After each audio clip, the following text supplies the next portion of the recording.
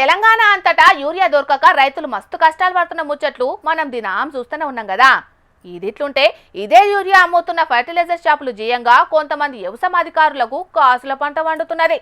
అగో అదెట్లానంటారా? ఎట్లనో ఈ వార్త చూస్తే మీకే సమజైతదోలా.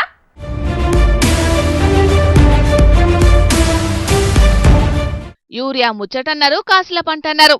గీడనేమో ఏసీబీ అధికారులకు రెడ్ హ్యాండర్ గా దొరికిన మనిషిని చూయిస్తున్నారేందని అనబోతున్నారా? జర్ర సైసురి. అసలు ముచ్చటేందంటే భద్రాద్రి కొత్తగూడెం జిల్లాల వ్యవసాయ శాఖ అసిస్టెంట్ డైరెక్టర్ గా పనిచేస్తున్న నరసింహరావు అనే ఈ సారు యూరియా అమ్మకాల కోసానికి ఒక ఎరువుల దుకాణం యాజమానికి షోకాజ్ నోటీసులు ఇచ్చిందట. ఇక నోటీసులను వెనుకకు తీసుకోవాలంటే చేతులు దడపాల్సిందేనని పట్టుబట్టిందట. ఈగేమున్నది, ఆ అన్నకు కోపం వచ్చి ఏసీబీ అధికారులకు ఫిర్యాదు చేసిండు. ఇగియాల ఆ ఫర్టిలైజర్ షాప్ నడిపే అన్న దగ్గరికించి 25,000 రూపాయలు తీసుకుంటుంటే ఈ సారును రెడ్ హ్యాండెడ్ గా దొరకబట్టిండ్రు ఏసీబీ అధికారులు. ఓ దిక్కు సర్కారు వేలకు వేలు జీతం ఇస్తున్నా కూడా ఇట్లా లంచాలు తీసుకుంటే మాత్రం సర్కారు కొలువు చేసే కొంతమందికి అసలుకే మనసులో పడ్డది కావచ్చు. ఆయన సర్కారు నెలకు ఒకటే నాడు జీతం ఇత్తది, కానీ ఇట్లా మందిని వీడిస్తే మాత్రం ప్రతిరోజు 1 తారీఖు లెక్కనే పైసలు ఇంటికి పట్టుకోవచ్చని అనుకుంటున్నారు.